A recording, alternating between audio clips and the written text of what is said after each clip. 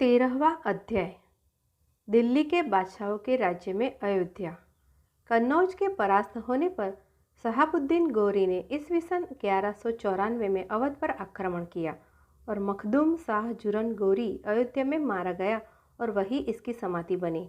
परंतु बख्तियार खिलजी ने सबसे पहले अवध में राज्य प्रबंध किया और उसे सेना का एक केंद्र बनाया। इसमें उसको बड़ी सफलता हुई और उसने ब्रह्मपुत्र तक अपने अधीन कर लिया। उसकी शक्ति इतनी बढ़ी कि दिल्ली के सुल्तान कुतुबुद्दीन के मरने पर उसने अल्तमश को दास समझकर उसकी अधीनता स्वीकार न की।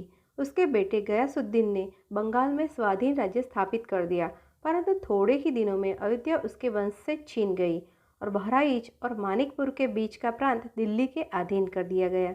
इसके पीछे हिंदू बिगड़े और बहुत से मुसलमान मार डाले गए। हिंदुओं का दमन करने के लिए शाहजादा नसीरुद्दीन दिल्ली से भेजा गया। ईस्वी सन 1236 और ईस्वी सन 1242 में नसीरुद्दीन तवाशी और कमराउद्दीन कैरान अयोध्या के हाकिम रहे। ईस्वी सन 1255 में बादशाह की मां मलका जहां ने कतलक खां के साथ विवाह कर लिया और अपने बेटे से लड़ बैठी। इस पर बादशाह ने उसे अयोध्या भेज दिया।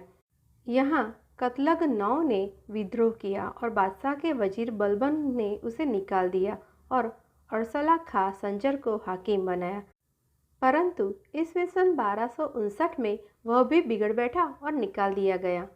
अमीर खां या अल्तगिन उसके बाद हाकिम बनाया गया और उसने 20 वर्ष तक शासन किया। बादशाह ने उसे बागी तुगरल को परास्त करने की आज्ञा दी, परंतु अल्तगिन हार गया और बलबन की आज्ञा से उसका सिर काटकर अयोध्या के फाटक पर रख दिया गया। यह फाटक कहाँ था इसका पता अभी तक नहीं लगा। तुगरल को भी उसी के लश्कर में कुछ लोगों ने छापा मारकर मार डाला।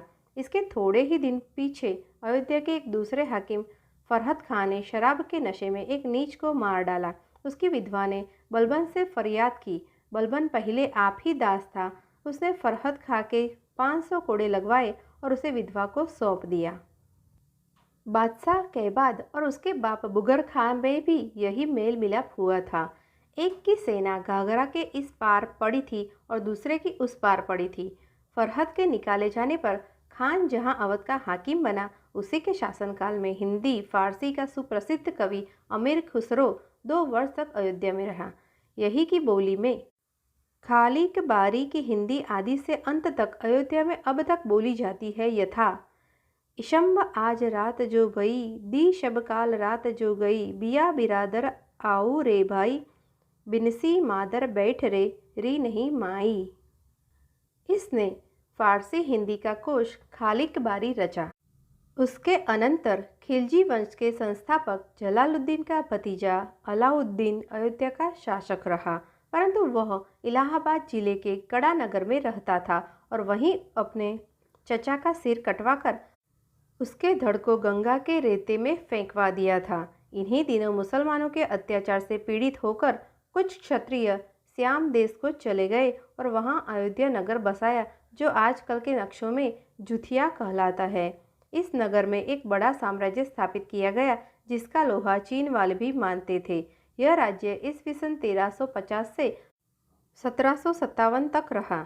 ईस्वी सन की 14वीं शताब्दी में अयोध्यापुर का आश्रित राजा संकोशी इतना प्रबल हो गया था कि उसने चीन के राजदूत को मार डाला।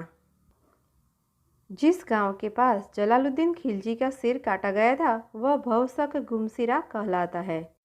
इस पर चीन के सम्राट मिंग ने अयोध्यापुर के राजा से विनती की कि अपने आश्रित को समझाकर शांत कर दो। इन्हीं दिनों स्वामी रामानंद प्रकट हुए। भविष्य पुराण में लिखा है, रामानंद शिष्यो अयोभ्यायामुपागतः, गले च तुलसी माला जिह्वा राममयी कृता।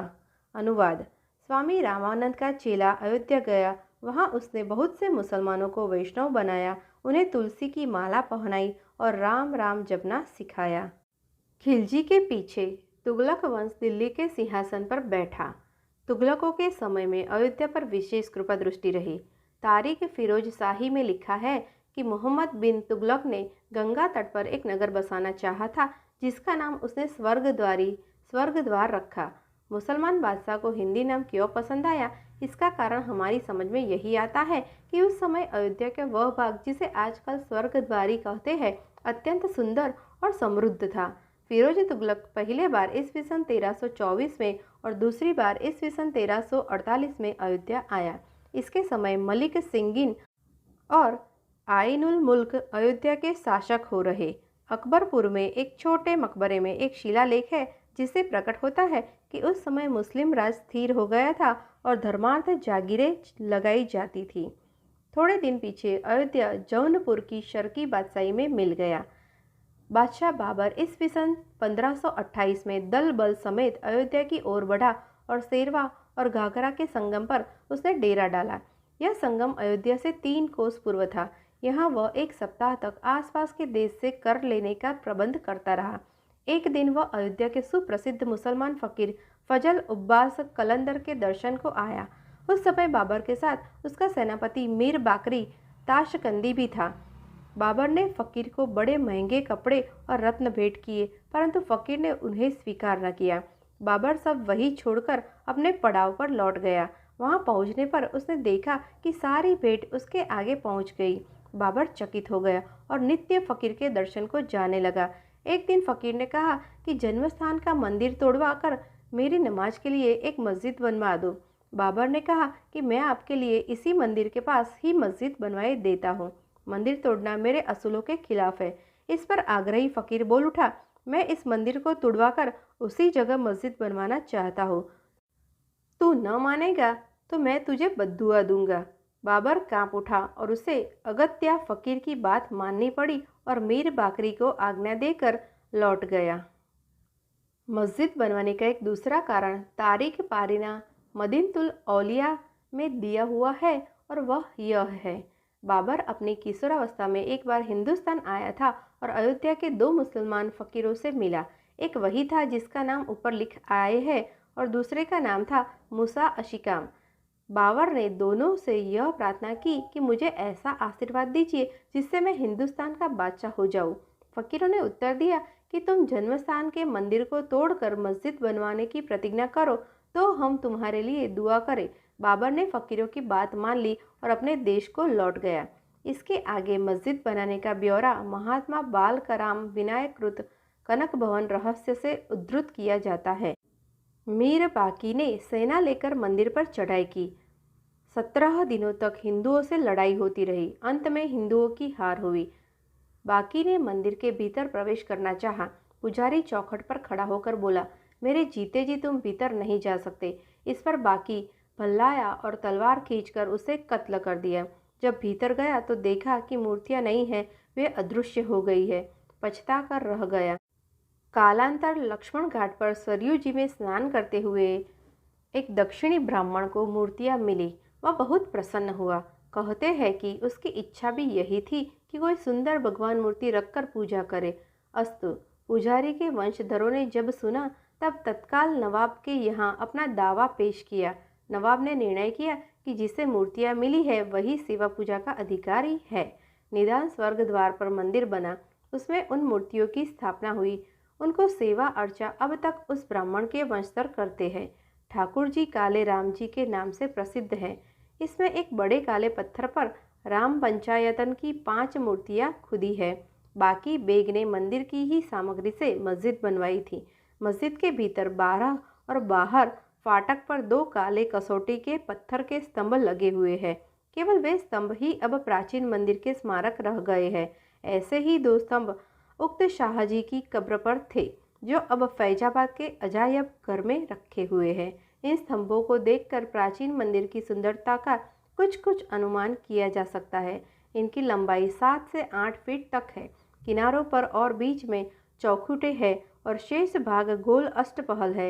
इन पर सुंदर नक्काशी का काम बना हुआ है। मस्जिद के भीतर एवं फाटक पर 2 लेख गुदे हुए हैं। उनसे मस्जिद के संबंध रखने वाली बातें मालूम होती है। मस्जिद के भीतर वाला लेख इस प्रकार है। उपयुक्त शेरों का नागरी अक्षर में पाठ। बफरमुद ए शाह बाबर की अदलश बनाइस्त का काखे गर्दू मुला की बिना कर दे ई मोहब्बते कुदसिया अमीर सआदत निशा मीर बाकरी। अनुवाद। उस परमात्मा के नाम से जो महान और बुद्धिमान है, जो संपूर्ण जगत का सृष्टिकर्ता तथा स्वयं निवास रहित है, उसकी स्तुति के बाद मुस्तफ़ा की तारीफ है, जो दोनों जहान तथा पैगंबरों के सरदार है। संसार में बाबर और कलंदर की कथा प्रसिद्ध है, जिससे उसे संसार चक्र में सफलता प्राप्त हुई है। यहाँ हम इतना और लिखना चाहते हैं कि बहुत थोड़े ही तोड़फोड़ से मंदिर की मस्जिद बन गई है। पुराने रावट के खम्भ अब मस्जिद की शोभा बढ़ा रहे हैं।